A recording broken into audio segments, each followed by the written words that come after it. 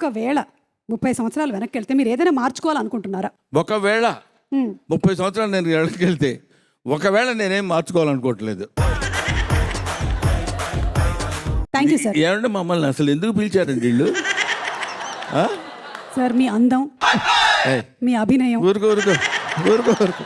అయితే నువ్వు ఎలా చెప్తే అలాగే. Okay okay sir. అన్నయ్య సన్నిధి అదే నాకు పెన్నిధి కనిపించని దైవమే ఆ కనులలోన ఉన్నది. ఏమండి చాలా మంది ఉన్నారు, వాళ్ళ దగ్గరికి వెళ్ళండి మేడం, బాగుండదు. నమస్కారం అండి కోదండరామిరెడ్డి గారు. నమస్కారం గోపాల్ గారు. నమస్కారం గోపాల్ రెడ్డి గారు. వెళ్ళాను